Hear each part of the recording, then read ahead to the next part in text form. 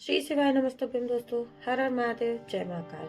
मैं प्रतिभा शर्मा एक बार फिर से स्वागत करती हूँ आप सबका मेरे यूट्यूब चैनल पर। और यहाँ पर मैं बताने वाली हूँ बहुत ही प्यारा सा, बहुत ही छोटा सा 2024 श्राद्ध पक्ष का बहुत ही प्यारा सा अचूक उपाय दोस्तों।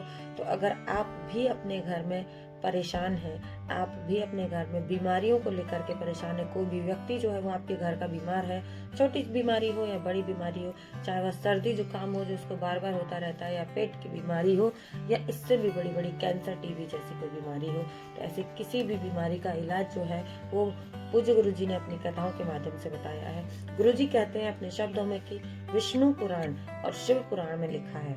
यह जो उपाय है ये गुरु जी भी अपने मन से नहीं बताते हैं, जो भी कुछ है वो आपको रेफरेंस देते ही है। तो अगर आप में से किसी को ऐसी शंका होती है तो आप देख सकते हैं कि विष्णु पुराण और शिव पुराण में ऐसा लिखा हुआ है कि गुरुजी ने कहा है कि अगर आपके घर में कोई व्यक्ति है जो बार बार बीमार पड़ता रहता है या बहुत सालों से बीमार पड़ा हुआ है, वो चाहे बच्चा हो, बड़ा हो, बूढ़ा हो, कोई भी हो, या बीमारी उसकी कोई भी हो, छोटी से छोटी बीमारी हो या बड़ी से बड़ी बीमारी हो, कोई भी बीमारी उसको बार बार लगती रहती हो, तो आप इस उपाय को अवश्य कीजिए। बहुत ही सरल, बहुत ही आसान सा उपाय है। आज यानी कि शुक्रवार के दिन, दसवीं तिथि के दिन अगर आपने इस उपाय को किया तो आपको बहुत जल्दी इसमें लाभ मिलेगा। आपने करना क्या है, आपने आटे का एक चौमुखी दिया तैयार करना है। चौमुखी दीपक सभी को पता है कि कैसा होता है। चौमुखी मतलब जिसके 4 मुख होते हैं और बत्तियां भी आपको क्रॉस करके रखनी होती है, जैसे कि 4 दिए की जो बत्तियां हैं वो बन करके तैयार हो जाए। तो आटे का आपको एक चौमुखी दीपक करना है। और इस उपाय को ध्यान रखिएगा दोस्तों, सिर्फ और सिर्फ आज के दिन शाम को करना है आपको, ठीक है। तो शाम के दिन इस उपाय को आप करेंगे 6 से 6:30 के बीच में, ठीक है। एक आटे का चौमुखी दीपक बना लीजिए और इस दीपक में आपको क्या डालना है, बहुत सारी जब हम दीप जलाते हैं तो उसमें तेल डालते हैं, घी डालते हैं, लेकिन इस दीपक में आपको 2 अलग अलग चीजें मिक्स करनी है। जी हाँ दोस्तों, 2 तेल एक साथ आपको इसमें मिक्स करने हैं। पहला जो है वो आपको लेना है तिल का तेल, जो कि पितरों के निमित्त माना गया है, पितरों के लिए बहुत ही जरूरी माना गया है। तो यहाँ पर हम तिल के तेल का प्रयोग करेंगे। साथ ही साथ इसी दीपक में आपको डालना है सरसों का तेल। तो 2 दीप जो है वो तेल आपको इस दीपक में मिक्स करने हैं, तिल का तेल और सरसों का तेल। परंतु अगर आपको तिल का तेल ना मिले तो आप किसी एक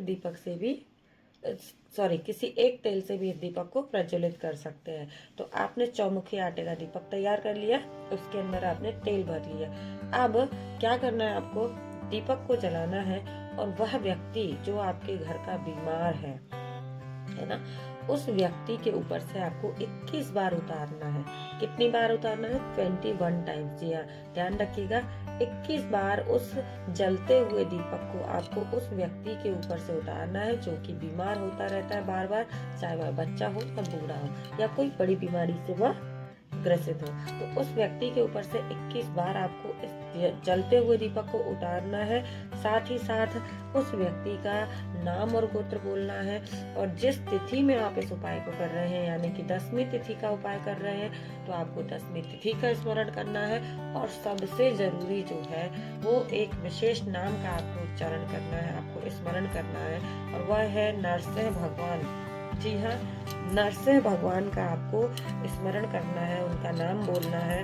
और साथ ही साथ उस व्यक्ति का नाम और गोत्र देकर के जिस तिथि में इस उपाय को कर रहे हैं उस तिथि का स्मरण करना ना भूलें।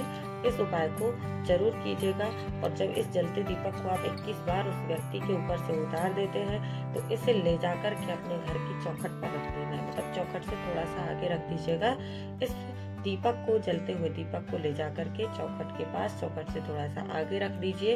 और यकीन मानिए कि वो जो व्यक्ति है, जो रोगीला व्यक्ति है, जिसको बार बार होते रहते हैं, तो उस रोगीले व्यक्ति का रोग जो है वो जल्दी से जल्दी महादेव जो है वो दूर कर देंगे। देखिए दोस्तों, सबसे बड़ी बात यह है कि जब भी आप कोई उपाय करते हैं तो आपने सिर्फ इस बात का ध्यान रखना है कि जो आपकी श्रद्धा होती है ना, उसमें बहुत ताकत होती है। अगर आपको ऐसा लगेगा कि ये सब फालतू है, इससे कुछ नहीं होता है, तो आपका कभी भी कोई उपाय फलीभूत नहीं होगा। परंतु आप किसी भी देवी देवता के ऊपर पूर्ण श्रद्धा के साथ जब कोई उपाय करते हैं, पूर्ण विश्वास के साथ ये करते हैं कि मेरा महादेव सुनेगा, मेरा महादेव जरूर करेगा, तो इतना विश्वास, इतनी श्रद्धा ही आपकी बहुत जरूरी है और बहुत महत्वपूर्ण है। जब भी कोई उपाय करें तो पूर्ण श्रद्धा के साथ कीजिएगा, आपको उसका फल अवश्य मिलेगा। तो पहला उपाय तो हमने यहाँ पर बात कर ली दोस्तों, है ना। और अब मैं आपको यहाँ पर बताने वाली हूँ दूसरा विशेष उपाय, ठीक है, जो कि आपको करना है काले तिल पर। श्राद्ध पक्ष विशेष उपाय है दोस्तों, पितरों के निमित्त है। सभी को पता है कि गाय कौआ जो होता है ये पितरों के निमित्त माने गए हैं। वैसे ही 3 वृक्ष जो है वह पितरों के निमित्त माने गए हैं, पितरों के समान माने गए हैं। तो इस जो है श्राद्ध पक्ष में आप जरूर से ये उपाय को कीजिए। बहुत सरल, बहुत आसान सा उपाय है। चलिए बात कर लेते हैं दूसरे उपाय की। और इसमें क्या करना है, अगर आप कहीं बहुत बाधाओं में घिरे हुए हो, बहुत सारी आपकी तकलीफें हैं, बहुत सारी रुकावटें हैं, आपकी नौकरी नहीं लग रही, बहुत कोशिश कर ली, बहुत महादेव को जल चढ़ा लिया, पूजा कर ली, लेकिन आपकी इच्छा पूरी नहीं हो रही है, तो आपने क्या करना है, नौकरी व्यवसाय आपका बहुत अच्छे से चले, सब चीज़ें आपके जीवन की व्यवस्थित हो जाए, आपकी बाधाएं दूर हो जाए, आपके जीवन की रुकावटें दूर हो जाए, तो इस उपाय को श्राद्ध पक्ष में जरूर कीजिए, ताकि आपके पितृगण जो है वो तृप्त होकर के अपने लोक की ओर गमन करें और आपको बहुत सारा आशीर्वाद दे करके जाए, ताकि आपका जीवन जो है वो सुखमय हो, फलीभूत हो, खुशियां ही खुशियां हो। तो आपने क्या करना है, आपने लेना है थोड़ी सी काली तिल, 1 या 2 चुटकी आप काली तिल ले सकते हैं दोस्तों। इस काली तिल को आपको पीसना है।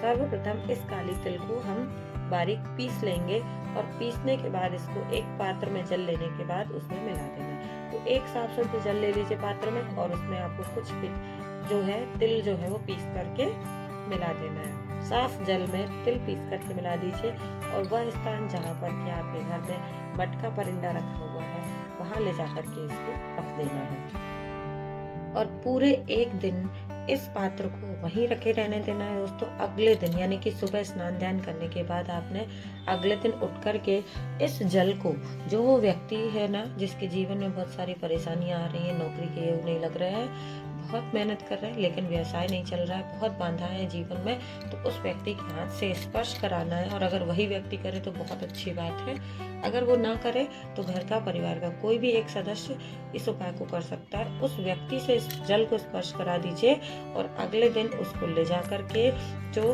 हमारे पितृ के तुल्य वृक्ष है, जैसे कि पीपल का वृक्ष है, बरगद का वृक्ष है और बेल पत्र का वृक्ष है, किसी भी एक वृक्ष के नीचे ले जा करके दोस्तों आपको इस जल को समर्पित कर देना है।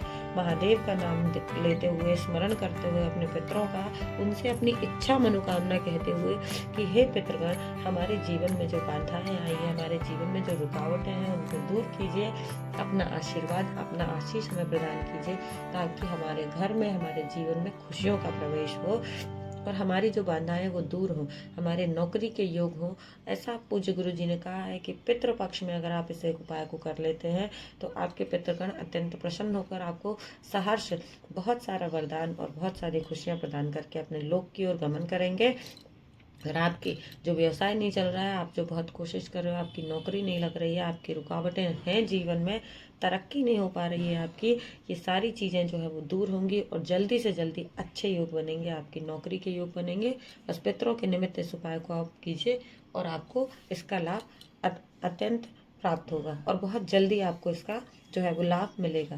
तो दोस्तों उम्मीद करती हूँ कि पूज्य गुरु जी की कथा को सुनकर, वीडियो के माध्यम से अपने शब्दों में छोटे छोटे से उपाय जो मैं आप तक पहुँचाने की कोशिश करती हूँ, ये सब आपके लिए लाभदायक होते होंगे।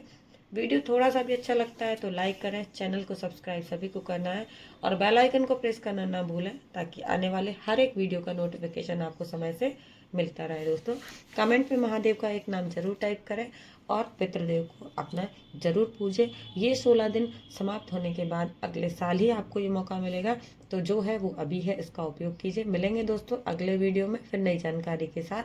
तब तक के लिए आप सब स्वस्थ रहें, खुशहाल रहें। ईश्वर से ऐसी कामना करते हुए, अपने पितृगणों का ध्यान रखते हुए जितनी हो सकती है उनकी सेवा कीजिए, उनका आशीर्वाद प्राप्त कीजिए, क्योंकि अब अगर आपको मौका मिलेगा तो फिर अगले साल ही मिलेगा। 16 श्राद्ध अगले साल ही आएंगे।